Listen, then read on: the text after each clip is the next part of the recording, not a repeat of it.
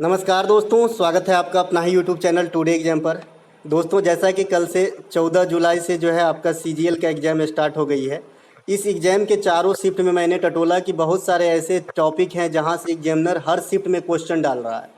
तो मैं इन्हीं क्वेश्चनों को लेके आज का ये वीडियो आप लोगों के लिए लेकर के आया हूं, ताकि अगर आप एग्ज़ाम देने वाले हैं तो आपको कुछ नंबर जो है इंक्रीज हो जाए। पहले से ही इनकी प्रिपेयर करके आप घर से ही जाएं और सभी के सभी प्रश्न मैं इसी वीडियो में रखा हूं, आपको कहीं टटोलने की ज़रूरत नहीं है। तो चलिए दोस्तों, शुरू करते हैं आज का ये वीडियो भाई, है ना। तो पहला जो एक टॉपिक देखा गया कि भाई फलां समाज की स्थापना किसने किया, कब किया, कहाँ किया। तो इसके ऊपर मैं ये पहला सीट रखा हूँ। हमारा प्रश्न है कि 1828 में ब्रह्म समाज की स्थापना राजा राम मोहन राय ने कहाँ किए थे। तो ये कोलकाता के अंदर किए थे। ये इंपॉर्टेंट है, आपको ध्यान रखना है। अगर आपसे कोई पूछे कि आत्मीय सभा से कौन जुड़े रहे थे, तो ब्रह्म समाज के जो संस्थापक हैं राजा राम मोहन राय, यही जुड़े रहे थे। एक्चुअली हुआ कि 1815 में जो आत्मीय सभा है उसी का रूपांतरण आपका ब्रह्म समाज है। ये ब्रह्म समाज जो है हमारे सती प्रथा को अंत करने में, है ना, बहुत ही योगदान निभाए हैं। इनके जो कैरेक्टर हैं आपका राजा राम मोहन राय साहब। सती प्रथा का जो अंत हुआ था इंडिया के अंदर 1829 में हुआ था लॉर्ड विलियम बेंटिक के द्वारा, है ना। तो इन्होंने जो है अपना काफ़ी योगदान दिया था। तो इससे क्या हमें समझ में आया कि आत्मीय सभा से कौन जुड़े रहे, राजा राम मोहन राय। ब्रह्म समाज क्या है, आत्मीय सभा का जो है रूपांतरण है। कहाँ पर स्थापना हुआ था ब्रह्म समाज सभा का, कोलकाता में। कब हुआ था, 1828 में। सती प्रथा के योगदान में अंत करने में किसका योगदान है, राजा राम मोहन राय का। कौन किए थे, लॉर्ड विलियम बेंटिक किए थे। कब किए थे, 1829 में किए थे। दूसरा जो है हमारा 1867 में आत्माराम पांडुरंग ने प्रार्थना समाज की स्थापना महाराष्ट्र के अंदर करते हैं। ठीक है, आत्माराम पांडुरंग के साथ और भी इनके भाई शामिल थे, है ना। इनके अलावा 1873 में ज्योतिबा फूले साहब जो हैं सत्यशोधक समाज की स्थापना महाराष्ट्र में करते हैं। देखिए, ज्योतिबा फूले साहब की जो पत्नी थी सावित्री बाई फूले, है ना, तो इन्होंने जो है बालिका के लिए विद्यालय की स्थापना की है ना। बालिका विद्यालय की स्थापना सावित्री बाई फूले करवाती है और इंडिया की पहला महिला टीचर जो है सावित्री बाई फूले को ही माना जाता है। तो ये बात भी आपको ध्यान रखना है, ठीक है। इसके अलावा 1875 में आर्य समाज की स्थापना दयानंद सरस्वती बॉम्बे के अंदर करते हैं, है ना। 1875 में दयानंद सरस्वती से काफ़ी सारे क्वेश्चन आपके एग्जाम में आते हैं। जैसे इनका ओरिजिनल नाम क्या था, तो मूल शंकर था, है ना। इन्होंने कौन सा नारा दिया, तो वेदों की ओर लौटो, वेदों की ओर लौटो, गो बैक टू वेदास, है ना। तो ये नारा जो है आपको कौन दिए, दयानंद सरस्वती दिए हैं। इसके अलावा दयानंद सरस्वती साहब का एक पुस्तक है सत्यार्थ प्रकाश, सत्यार्थ प्रकाश नामक पुस्तक भी लिखे हैं। तो ये तीनों बात दयानंद सरस्वती के साथ से जो है आपको रिलेट करके याद रखना है। अगला एक जो है हमारा इसी प्रकार का रामकृष्ण मिशन। रामकृष्ण मिशन की स्थापना विवेकानंद साहब 1897 में किए थे अपने गुरु रामकृष्ण परमहंस के याद में। तो ये बात भी आपको ध्यान रखना है। विवेकानंद साहब 1893 में शिकागो में ऐतिहासिक भाषण दिए थे जो अमर है, आज भी हम इनको जानते हैं इन्हीं के लिए। द ईस्ट द वेस्ट नामक एक किताब है विवेकानंद साहब का, काफ़ी फेमस है। तो ये बात भी आपको ध्यान रखना है। इसके अलावा विवेकानंद साहब का मूल नाम भी पूछा जाता है, तो नरेंद्र नाथ दत्त जो है इनका मूल नाम मतलब विवेकानंद साहब के थे, ठीक है। इसके अलावा भारत में थियोसॉफिकल सोसाइटी की अपनी मुख्यालय कहाँ पे खोली थी, तो आरडीआर के अंदर खोली थी 1882 में। देखिए, थियोसॉफिकल सोसाइटी देश के बाहर जो है मैडम ब्लात्सकी इस प्रकार से नाम है ना, और अलकाट, ये जो है देश के बाहर। लेकिन देश में जो है इनसे कौन जुड़ी रही कैरेक्टर, तो एनी बेसेंट जुड़ी रही। तो ये बात भी ध्यान रखना है। और ये अपनी मुख्यालय जो है हेड क्वार्टर जो है 1882 के अंदर आपका जो है आरडीआर में खोला था। एनी बेसेंट और तिलक जो है होम रूल लीग से भी जुड़ी रही इंडिया के अंदर। तो ये बात भी ध्यान रखना है। होम रूल लीग 1916 में होती है, इनसे जुड़े रहे आपका एनी बेसेंट और तिलक। तो ये बात भी आपको ध्यान रखना है। इसके अलावा प्राचीन काल में कौन से नदी को क्या कहा जाता था, इस पे कल हर शिफ्ट में क्वेश्चन देखने को मिला। तो प्राचीन काल में बहुत सारे ऐसे नदियां हैं जिनको हम अलग नाम से जानते थे और आज जो हम अपनी जनरेशन में इसे देख रहे हैं अलग नाम से जानते हैं। तो आइए इस पर थोड़ा सा चर्च कर लेते हैं। प्राचीन काल में किस नदी को सुतुद्री कहा जाता था, तो सतलज नदी को सुतुद्री कहा जाता था। सतलज नदी जो है ये मानसरोवर से निकलती है और यहीं से निकलती है आपका सिंधु नदी भी निकलती है। सिंधु, सतलज और ब्रह्मपुत्र, ये तीनों नदियां जो है आपका कहाँ से निकलती है, तो ये आपका मानसरोवर से निकलती है। तो इसमें सतलज नदी को प्राचीन काल में सुतुद्री, आस्किनी कहा जाता था चिनाव को, बिपाशा कहा जाता था ब्यास को, है ना। और इसके अलावा बिस्तता कल पूछा गया था, तो ये झेलम को कहा जाता था। पुरुषनी रावी को, सरस्वती या दृष्टवती घग्घर नदी को कहा जाता था। घग्घर नदी के किनारे कौन सी आपका हड़प्पा कालीन साइट है, ये पूछा जाता है, तो कालीबंगा। और कालीबंगा अपने आप में कहाँ है, तो राजस्थान के अंदर है। कालीबंगा का अर्थ होता है काली रंग की चूड़ी। इसके अलावा एक टॉपिक देखने को मिला कि भाई संविधान के किस भाग में क्या है। मैं हर दिन आपको बताते आया हूं कि भाई संविधान का भाग जो है एग्जाम के दृष्टिकोण से काफ़ी इंपॉर्टेंट होती है, जो आपको देख के जाना है कम से कम 1 to 10। ठीक है, इस पे चर्च करते हैं संविधान के किस भाग में जो है केंद्र शासित प्रदेश का वर्णन है। सबसे पहले भाग कितने हमारे यहाँ, तो संविधान में 22 भाग है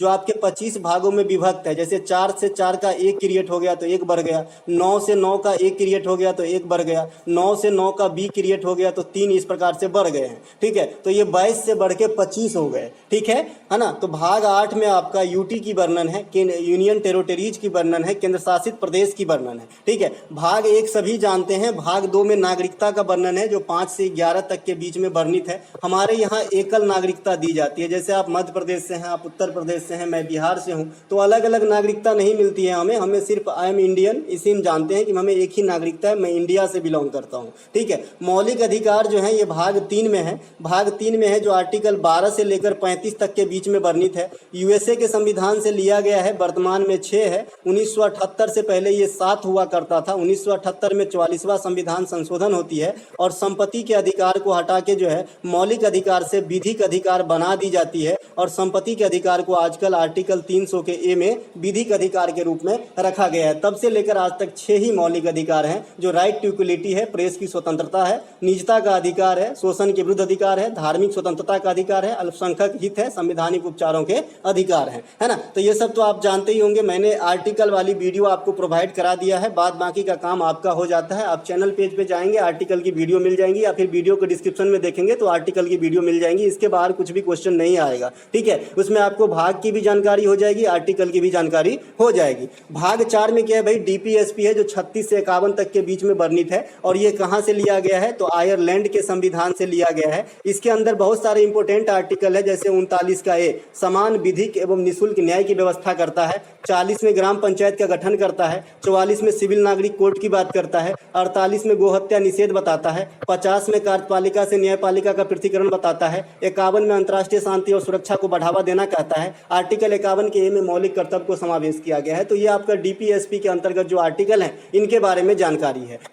ठीक है, इसके अलावा भाग 5 जो है यूनियन की बात करता है, संघ की बात करता है। ये आर्टिकल 52 से लेकर 151 तक के बीच में वर्णित है। अब जो संघ की बात है, तो संघ लेवल पे जो भी इंपॉर्टेंट चीज़ है, जैसे राष्ट्रपति हो गया, सुप्रीम कोर्ट हो गया, महान्यायवादी हो गया, संसद हो गया, ज्वाइंट सिटिंग हो गया, बजट हो गया, तो ये जो भी बात है ये आपका इन्हीं आर्टिकल के बीच में देखने को मिलेगा। इससे पढ़ने से हमें क्या फ़र्क पड़ता है कि जब हमें एग्जाम में कुछ नहीं आता है तो मैं ऑप्शन छांट सकता हूँ कि भाई इन आर्टिकल के बीच में तो ये हो ही नहीं सकता, ये तौर पर मैं ऑप्शन सही तक पहुँच सकता हूँ। ठीक है, जैसे आप आर्टिकल 52 में लीजिए तो भारत का पहला नागरिक राष्ट्रपति होता है, प्रायोरिटी दिया गया है तो राष्ट्रपति से संबंधित है। फिर 53 आ जाएगा तो राष्ट्रपति कार्यपालिका का जो है प्रधान होता है। 54 आ जाएगा, राष्ट्रपति की निर्वाचन पद्धति है जिसमें लोकसभा, राज्यसभा और राज्य के विधानसभा के निर्वाचित सदस्य ओनली भाग ले सकते हैं। तो इस प्रकार से 61 आ जाएगा, राष्ट्रपति के महाभियोग है। 72 आ जाएगा, राष्ट्रपति का क्षमादान है। 108 आ जाएगा, ज्वाइंट सिटिंग जो बुलाते हैं राष्ट्रपति वो है, लेकिन अध्यक्षता जो है स्पीकर करते हैं। 76 महान्यायवादी से है, 79 संसद से है, 80 राज्यसभा से है, 81 लोकसभा से है ना। तो इस प्रकार से जो आर्टिकल है ये आपका 1 2 3 राष्ट्रपति का अध्यादेश है, 124 सुप्रीम कोर्ट है, 129 सुप्रीम कोर्ट का जो है रिकॉर्ड न्यायालय होने से है। तो ये सभी जो बात है आपको ध्यान रखना है। इसके अलावा भाग 6 में आ जाते हैं तो इसमें राज्य की बात करता है। अब राज्य में सबसे पहला आदमी कौन होता है, तो आप कहेंगे कि भाई साहब राज्य में सबसे पहला आदमी राज्यपाल होता है। जिस प्रकार से केंद्र में राष्ट्रपति, उसी प्रकार से राज्य के अंदर गवर्नर होते हैं। गवर्नर की नियुक्ति राष्ट्रपति ही करते हैं और राष्ट्रपति के प्रसाद पर्यंत पद को धारण करते हैं। ठीक है, तो 152 से 237 के बीच में जो भी चीज है वो राज्य को रिलेट करता है। जैसे हाई कोर्ट होगा, राष्ट्र के अंदर जो राज्य के अंदर महाधिवक्ता होगा, है ना, जो आर्टिकल 165 से वर्णित है ना। तो ये सब चीज आपका जो है भाग 5 में भाग 6 में दिया गया है। भाग 7 आपका निर्सित है ना। भाग 8 जो है ये आपका 239 से और 238 जो आर्टिकल बीच में स्किप हो गया, ये भी निर्सित ही समझिए। ठीक है, 239 से 242 आपका संघ से यूनियन टेरिटरीज से संबंधित है, जो ये क्वेश्चन का आधार था। भाग 9 में हम ग्राम पंचायत की बात करते हैं। आर्टिकल 40 भी ग्राम पंचायत के गठन सीधे वे में बताया गया है,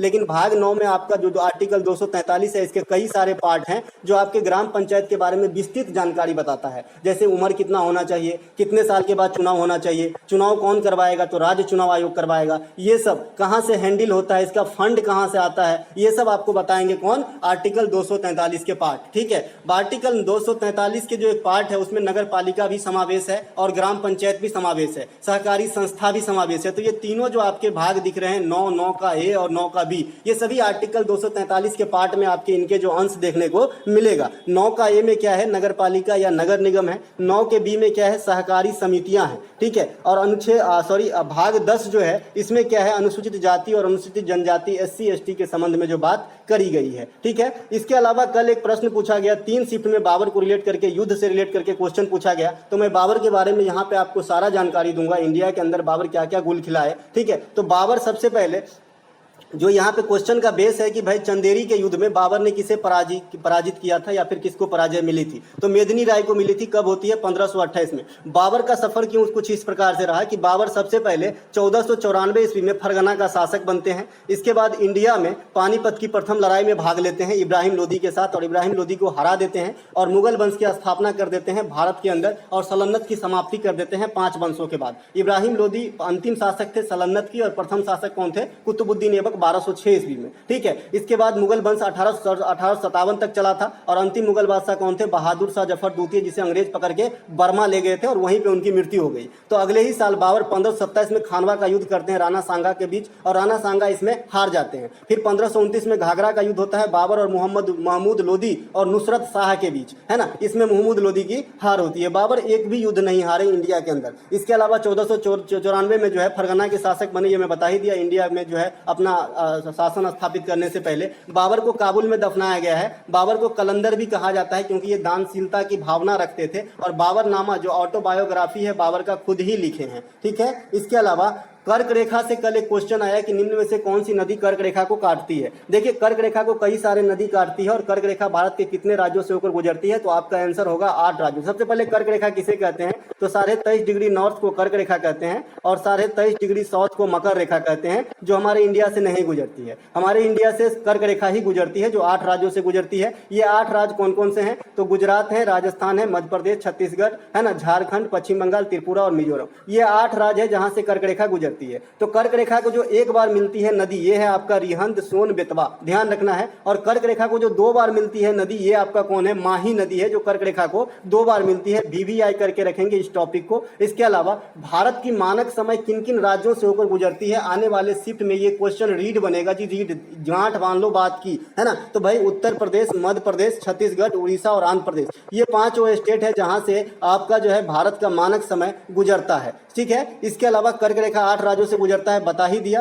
23.5 डिग्री उत्तर को कर्क रेखा, 23.5 डिग्री साउथ को जो है मकर रेखा कहते हैं, बता दिया। 180 डिग्री को क्या कहते हैं, तो भाई अंतर्राष्ट्रीय तिथि रेखा कहा जाता है। हम लोग जो है आपका पूर्वी देशांतर में है 82.5 डिग्री, इसीलिए हमारा समय जो है ग्रीनविच से 5.5 घंटा आगे चलते हैं, क्योंकि 1 डिग्री के डिफरेंस होने से 4 मिनट की अंतर हो जाती है। और 82.5 को अगर आप 4 से गुना करेंगे तो आपका रिजल्ट 330 आएगा, और 330 को आप घंटा में चेंज करेंगे तो 5.5 घंटा हो जाएगा। हम ग्रीनविच से आगे इसलिए चलते हैं क्योंकि हम पूर्वी देशांतर में है। अगर हम पश्चिमी देशांतर में होते ग्रीनविच से पीछे समय हमारा चलता, ठीक है। 0 डिग्री को प्राइम मेरिडियन रेखा कहते हैं या फिर मुख्य मध्यायन रेखा कहते हैं, ठीक है। इसके अलावा अगर आपसे कोई पूछ ले कि भाई ग्रीनविच जो है किस रीजन में है, तो आपको बताना है ब्रिटेन में है, ठीक है। इसके अलावा नोबेल पुरस्कार से कल हर शिफ्ट में क्वेश्चन आया। ये क्या क्वेश्चन आया कि भाई नोबेल पुरस्कार की जब शुरू हुई थी ना, तो शुरुआती क्षण में जो है किसको किसको नोबेल पुरस्कार दिया गया। तो भाई 1901 में जब नोबेल पुरस्कार की शुरुआत हुई, सबसे पहले डायनामाइट के आविष्कारक अल्फ्रेड नोबेल के नाम पे दिया जाता है। ये 1901 में 5 क्षेत्र में शुरू किया गया था, बाद में इकोनॉमिक्स को ऐड किया गया तो 6 क्षेत्र जो है बन गया। तो आजकल नोबेल पुरस्कार आपको 6 क्षेत्र में दिया जाता है। तो पहला जो केमिस्ट्री में दिया गया, ये जोकोबैस हेनरी बेन हॉफ को दिया गया था, ठीक है। नोबेल पुरस्कार की शुरुआत बता ही दी किसके नाम पे, 1901 में 5 क्षेत्र में अल्फ्रेड नोबेल जो डायनामाइट विस्फोटक होता है उनका आविष्कार किए थे। 1901 में फिजिक्स के क्षेत्र में विलियम रोएंटजन को दिया गया था। 1901 में शांति के क्षेत्र में रेड क्रॉस के संस्थापक हेनरी ड्यूनांट को दिया गया था, जिसकी मुख्यालय कहां पे, रेड क्रॉस की मुख्यालय जेनेवा में है, और ये कई बार जो है नोबेल की शांति पुरस्कार जीत चुके हैं। इसके अलावा चिकित्सा के क्षेत्र में 1901 में इमील बैन बेहरिंग को दिया गया था, है ना। तो ये बात भी आपको ध्यान रखना है। इसके अलावा नोबेल करंट भी आपको ध्यान रखना है कम से कम 3 क्षेत्र में। एक तो शांति के क्षेत्र में ध्यान रखा है, जो आपकी रूस के संस्था है ना, और आपका यूक्रेन की संस्था और बिलियात्स्की को दिया गया है। एक आपका साहित्य के क्षेत्र में एनी एर्नॉक्स को दिया गया है, और आपका एक जो है साहित्य के क्षेत्र में स्वांतो पावो को दिया गया है, करंट वाला। तो ये तीनों ही ध्यान रखेंगे। बाद में जो है एक से अधिक आदमी को दिया गया है तो उसे पूछे जाने की संभावना कम है, लेकिन इन तीनों की संभावना ज्यादा बनती है। ठीक है। इसके अलावा 42वां संविधान संशोधन एक कॉमन टॉपिक है एसएससी के एग्जाम में, चाहे कोई सा भी आप एग्जाम देते हो, है ना। 42वां संविधान संशोधन को मैं हर दिन समझाते आया हूं, चलो फिर से समझाता हूं। 1976 में किया गया था 42वां संविधान संशोधन। जो आपके संविधान है उसमें 10 प्रकार के मौलिक कर्तव्य को इंक्लूड किया गया था। इसे मिनी कॉन्स्टिट्यूशन कहा जाता है। समवर्ती सूची में शिक्षा आदि विषय को लाया गया था। अखंडता, धर्मनिरपेक्षता और समाजवादी शब्द को जोड़े गए थे। स्वर्ण सिंह समिति की अनुशंसा पर ये जो है संशोधन किए गए थे, है ना। बाद में 11वां मौलिक कर्तव्य आपका 86वां संविधान संशोधन 2002 के द्वारा जो शिक्षा से संबंधित है कि 6 से 14 वर्ष तक के बच्चों को निःशुल्क शिक्षा का प्रावधान कराना पेरेंट्स का कर्तव्य है, ये आपका जोड़ा गया। तो इस प्रकार 10 से बढ़ के 11 मौलिक कर्तव्य हो गए, मतलब एक बढ़ गए। ठीक है। और ये जो 2002 में आपका 86वां संविधान संशोधन हुआ, ये मौलिक अधिकार में भी एक आर्टिकल 21 का एक क्रिएट किया, जिसमें 6 से 14 वर्ष तक के बच्चों को निःशुल्क शिक्षा लेना उन बच्चों के लिए मौलिक अधिकार है। ठीक है। तो ये भी बढ़ा। तो ये दोनों चीज है। आपसे डायरेक्ट भी पूछता है कि आर्टिकल 21 का एक किससे संबंधित है, तो शिक्षा से संबंधित है।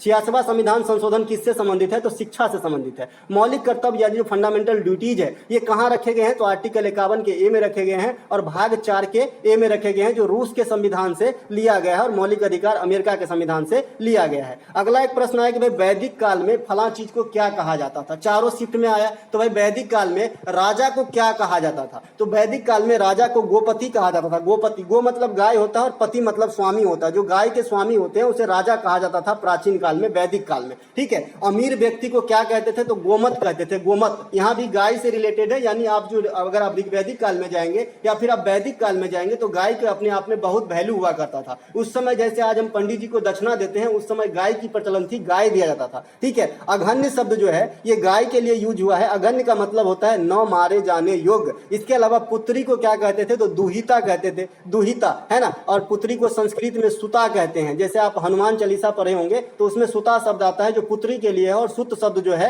ये आपका पुत्र के लिए इस्तेमाल किया गया है। ऋग्वैदिक काल में जो व्यापारी वर्ग होते थे उसे पनी कहा जाता था। कल एक बच्चे ने कमेंट किया है कि पनी व्यापारी वर्ग से नहीं है, तो मैं आपको बता दूं कि भाई वैदिक काल में भी कई पार्ट हुए, उत्तर वैदिक काल, ऋग वैदिक काल, है ना। तो भाई पनी शब्द जो है ये ऋग्वैदिक काल में व्यापारियों को ही रिलेट करता है। वैसे व्यापारी को विष भी कहा जाता था वैदिक काल अगर खाली रहेगा तो। ठीक है। तो ये बात भी ध्यान रखेंगे, है ना। लांगल जो है ये हल को कहा जाता था, लांगल, उत्तर वैदिक काल में। तो इसे भी आपको ध्यान रखना है। इसके अलावा हिमालय पर्वत श्रेणी से काफी क्वेश्चन आए आजकल के एग्जाम में, मतलब कल चारों शिफ्ट में हिमालय पर्वत से किसी न किसी रूप में क्वेश्चन पूछा गया। तो सबसे पहले हिमालय जो है ये कैसा पर्वत है, तो भाई ये बलित पर्वत है ना। न्यू फोल्डेड माउंटेन है, युवा अवस्था में है, सबसे नवीन पर्वत है हिमालय जो भी फोल्डेड माउंटेन है दुनिया में। अगर आपसे पूछे कि दुनिया में सबसे पुरानी पर्वत श्रृंखला कौन सी है, तो आपको बताना है जी अरावली। अरावली इंडिया में ही है, ये दुनिया की सबसे पुरानी पर्वत श्रृंखला है। और अरावली की जो सबसे ऊंची शिखर है, इनका नाम ही गुरु शिखर है, जो राजस्थान के अपने आप में सबसे ऊंची चोटी भी है ना। तो ये बात भी आपको ध्यान रखना। ये तो अरावली से था, है ना। तो हिमालय जो है, हिमालय का निर्माण समांतर बलय श्रेणियों से हुआ है। इनमें प्राचीनतम श्रेणी कौन सी है, तो सबसे देखिए हिमालय के भी 4 पार्ट बांटे गए हैं भाई। ट्रांस हिमालय है, लघु हिमालय है, शिवालिक है। तो इस प्रकार से जो 4 पार्ट में हम बांटे हैं, तो सबसे पुराना पार्ट कौन सा बना था हिमालय का, तो बृहत हिमालय या महान हिमालय जो है ये सबसे पुराना है, सबसे पहले इनका निर्माण हुआ। इसके अलावा हिमालय के 4 पार्ट आपके सामने हैं, ट्रांस हिमालय है या बृहद हिमालय या महान हिमालय एक अलग है, लघु हिमालय या हिमालय तीसरा हो गया, या फिर सब उप हिमालय या शिवालिक ये चौथा हो गया। अगर सबसे नवीन पूछा जाएगा तो फिर शिवालिक हो जाएगा। ठीक है। सबसे नवीन अगर पूछा जाएगा कि सबसे बाद में किसका निर्माण हुआ, तो शिवालिक का। हिमालय नवीन पर्वत के उदाहरण है, बता ही दिए, बलित पर्वत है ये भी बता दिए, है ना। इसके अलावा हिमालय की सबसे ऊंची चोटी माउंट एवरेस्ट है जो नेपाल में है। नेपाल में इसे सागर माथा कहा जाता है, ये बात भी आपको ध्यान रखना है। इसके अलावा हिमालय का निर्माण कैसे हुआ है, तो यूरेशियन प्लेट और इंडियन प्लेट, ये दोनों प्लेट जब आपस में टकराए तो हिमालय का निर्माण हुआ। हिमालय जहां पे आज है, पहले टेथिज सागर नाम का एक सागर हुआ करता था, जो इन्हीं से जो है उथला हो गया जब ये दोनों प्लेट टकराए, और आज यहाँ पे हिमालय पर्वत जैसे विशाल पर्वत खड़ा हो गया है। इसके अलावा नदियों के आधार पर भी हिमालय को 4 पार्ट में बांटा गया है, पंजाब हिमालय, कुमायूं हिमालय, नेपाल हिमालय, असम हिमालय। अब ये पंजाब हिमालय कहां से कहां तक है, तो ये सिंधु से सतलज के बीच में है, सतलज से काली के बीच में कुमायूं है, काली से तीस्ता के बीच में नेपाल है, और तीस्ता से दिहांग के बीच में असम हिमालय जो है आपका स्थित है। ठीक है। इसके अलावा सुधा सिंह का संबंध किस खेल से है? जैसे आपका कल भक्ति कुलकर्णी पूछा गया था अर्जुन पुरस्कार को रिलेट करके। तो जो खेल के खिलाड़ी हैं जो हाल फिलहाल में नाम कमा रहे हैं उनका नाम आपको ध्यान रखना है कि फला आदमी किस खेल से संबंधित है। इस लिस्ट में सबसे पहले शरत कमल आ जाते हैं। शरत कमल जो है ये आपका टेबल टेनिस स्टार है, जिनको जो है 2022 के लिए मेजर ध्यानचंद पुरस्कार दिया गया है, इकलौता खिलाड़ी को, जो CWG कॉमनवेल्थ गेम 2022 जो बर्मिंघम इंग्लैंड के अंदर हुआ था, यहाँ पे 4 पदक जीते थे, जिनमें से 3 गोल्ड और 1 सिल्वर जीते थे। इन्हीं कारण जो है इसे 2022 का मेजर ध्यानचंद पुरस्कार दिया गया है, जो टेबल टेनिस खेलते हैं। ठीक है, तो सुधा सिंह जो है लॉन्ग डिस्टेंस रनर एथलीट है, तो ये बात भी ध्यान रखना है। कोनेरू हेम्पी का संबंध किससे है? तो शतरंज से है ना। कार्लस मैग्नस का संबंध किससे है? तो शतरंज का है। और अभी अभी पूछा था CRPF के एग्जाम में कि कार्लस मैग्नस जो है ये किस देश के रहने वाले हैं? तो नॉर्वे के रहने वाले हैं, ये बात भी ध्यान रखना है। भक्ति कुलकर्णी शतरंज से संबंधित है। आपका आर प्राज्ञनंदा ये भी जो है आपके शतरंज से है, जो कार्लस मैग्नस को हराया था, बच्चा जो है काफी फेमस हो गया। और भक्ति कुलकर्णी और आर प्राज्ञनंदा दोनों को जो है अर्जुन पुरस्कार 2022 से सम्मानित किया गया है। अर्जुन पुरस्कार की शुरुआत 1961 में हुई थी और 2022 के लिए जो है 25 खिलाड़ी को अर्जुन पुरस्कार दिया गया है, तो ये बात भी आपको ध्यान रखना है। इसके अलावा दीपिका कुमारी, ये क्या है भाई, निशानेबाजी से संबंधित है, लेकिन ओलंपिक में कोई भी पदक इनको नहीं मिला था। मीराबाई चानू वेट लिफ्टिंग से संबंधित है, ओलंपिक में सिल्वर और फिर आपको जो है कॉमनवेल्थ गेम में गोल्ड जीता, मणिपुर के रहने वाली है। निखत जरीन बॉक्सिंग से संबंधित है। निखत जरीन को अभी हाल में ही जो है गोल्ड मिला है, वर्ल्ड महिला बॉक्सिंग चैंपियनशिप जो दिल्ली में हुआ है। निखत जरीन, स्वीटी बुरा, नीतू घनघास और लवलीना बोरगोहन, ये चारों जो है गोल्ड जीती है यहाँ पे महिला में 2023 में। अभी प्रतियोगिता कंडक्ट कराई गई दिल्ली के अंदर, है ना। इसके अलावा कर्णम मलेश्वरी भारोत्तोलन से संबंधित है। सिडनी ओलंपिक में जो है इन्होंने सबसे पहले जो है इंडिया के लिए लेडीज में पदक जीती थी, कांस्य पदक, तो ये बात भी आपको ध्यान रखना है। इसके अलावा कोशिका से बहुत सारे प्रश्न आ रहे हैं, तो आपको कोशिका को भी देख के जान। देखिए कोशिका क्या होती है। 1665 ईस्वी में सबसे पहले जो है कोशिका का खोज रॉबर्ट हुक नामक वैज्ञानिक ने किया था। बाद में 1674 ईस्वी में लाइव कोशिका की खोज जो है ल्यूवेन हॉक ने किया था। तो कोशिका का जो है लाइव वाला ल्यूवेन हॉक ने खोजा है। कोशिका शब्द का प्रयोग रॉबर्ट हुक बता ही दिए 1665 में। कोशिका के अध्ययन को साइटोलॉजी कहा जाता है, ये बात ध्यान रखेंगे। इसके ऑप्शन में साइनोलॉजी रहता है, तो साइनोलॉजी कुत्ता का अध्ययन होता है। जंतु कोशिका और पादप कोशिका में बेसिक डिफरेंस क्या है? तो जंतु कोशिका में क्या होती है, सेल वाल होती है, कोशिका भित्ति होती है और पिगमेंट होती है। पिगमेंट मतलब जो लवक होता है, जैसे आपका क्लोरोफिल वगैरह, तो ये सिर्फ जो है पादप कोशिका में पाई जाती है। और ये जो कोशिका भित्ति है या सेल वाल है, ये पादप कोशिका में क्या काम करता है? तो ये जो है पादपों को आकार या मजबूती प्रदान करता है। ठीक है, तो ये बात भी ध्यान रखेंगे। अब कोशिका भित्ति में भी डिफरेंस चीज है, जैसे पैरेक्रेटिक में किसके बने होंगे, है ना, यूकेरेटिक में किसके बने होंगे। तो पैरेक्रेटिक में जो है आपका प्रोटीन और कार्बोहाइड्रेट के बने होते हैं, और जो यूकेरेटिक है उसके अंदर सेलुलोज के बने होते हैं आपका सेल वाल। ठीक है, तो ये बात भी ध्यान रखना है। मैंने आपके मोटे तौर पे बताया था कि जो कोशिका का विभाजन आप कई तरीके से कर सकते हैं। एक कोशीय जीव है, बहुकोशीय जीव है, पादप कोशिका है, जंतु कोशिका है, प्रोकैरियोटिक है कि यूकेरियोटिक है। मैंने आपको ये भी बताया था कि जो प्रोकैरियोटिक कोशिका होते हैं उसके अंदर हमेशा सब चीज की अभाव होती है, गरीब होती है। जैसे आपको उसके अंदर बहुत सारे चीज की जो है कमी लगी रहती है, तो आप इस हिसाब से भी ऑप्शन छांट सकते हैं। ठीक है, माइटोकॉन्ड्रिया को कोशिका का पावर हाउस, है ना, राइबोसोम को प्रोटीन की फैक्ट्री, लाइसोसोम की आत्महत्या की थैली, है ना, गोल्जी काय को जो है ट्रैफिक पुलिस, ये सब कोशिका के अंदर कहे जाते हैं। ठीक है, इसके अलावा ब्रह्मपुत्र नदी तंत्र इंडिया का एक महान नदी तंत्र है, और गंगा नदी तंत्र, इन दोनों को जरूर ध्यान रखें। गंगा नदी तंत्र मैं आपको समझा चुका हूं, है ना। गंगा नदी तंत्र फिर से समझिए। अलकनंदा और भागीरथी जब देव प्रयाग में मिल जाती है तो आपका गंगा हो जाती है। जैसे ही गंगा आगे जाती है उत्तराखंड में, तो इनको जो है उत्तर के तरफ से राम गंगा नदी मिलती है, जो गंगा की प्रथम सहायक नदी है। बाद में सरयू, यमुना, है ना, इसके अलावा जो है आपका निरंजना, सोन, ये सब नदी जो इनको मिलते हैं। लास्ट में इंडिया के अंदर इसे एक महानंदा नाम की नदी मिलती है, जो इंडिया में इनके अंतिम ट्रिब्यूटरी है, ये बात भी ध्यान रखना है। जब गंगा नदी पश्चिम बंगाल में पहुंचती है तो फिर से 2 धारा में विभक्त हो जाती है। एक धारा सीधे बांग्लादेश चली जाती है, जिसे पद्मा कहते हैं, और जो इंडिया के अंदर रह जाती है इसे हुगली कहते हैं, जो कोलकाता के अंदर स्थित है। तो ये गंगा नदी तंत्र है, इसे भी ध्यान रखें। इंडिया का सबसे लंबी नदी है, जो राष्ट्र से ओरिजिनेट होती है गंगा। गंगा हमारा राष्ट्रीय नदी है। गंगा में जो डॉल्फिन पाई जाती है हमारा राष्ट्रीय जलीय जीव है। गंगा का सफाई कार्यक्रम का नाम नमामि गंगे है, जो आपका 2014 में लाया गया था, है ना। तो ये सब बात आपको ध्यान रखना है। इसके अलावा ब्रह्मपुत्र नदी भारत के किस ओर बहती है? पूर्वोत्तर भारत में बहती है। ब्रह्मपुत्र नदी की सहायक नदी कौन सी है? लोहित और बराक। देखिए एक बराकर नदी है, एक बराकर नदी है, जो छोटा नागपुर पठार की नदियां हैं, तो इनको नहीं याद रखना है। यहाँ पे अब मैं ब्रह्मपुत्र नदी आपको पढ़ा रहा हूँ, तो लोहित नदी और बराक नदी, बराक और बराकर में फर्क है। ठीक है, बराक नदी एक अलग है, जो ब्रह्मपुत्र की सहायक नदी है। ठीक है, तो इसका उद्गम कहाँ से होती है? ब्रह्मपुत्र की तिब्बत की मानसरोवर से। अभी भी मैंने बताया सिंधु, सतलज और ब्रह्मपुत्र ये तिब्बत के मानसरोवर से निकलते हैं। असम का शोक कहलाता है। दुनिया की सबसे बड़ी नदी द्वीप माजुली जो है ये आपके ब्रह्मपुत्र नदी पर ही स्थित है। ठीक है, इसके अलावा यही थे इनका लास्ट सीट, ये डबल आ गया है सीट, ये आपका कर्क रेखा वाला जो मैं आपको पढ़ा ही चुका हूं। तो दोस्तों ये कुछ 10-12 टॉपिक थे जो मैं आपको यहाँ पे डिस्कस कर दिया है। आशा करते हैं कि इससे आपके जो है एग्जाम में नंबर जरूर बढ़ेंगे अगर आप ये करके जाते हैं तो। मिलेंगे हम अगले वीडियो में, तब तक के लिए जय हिंद।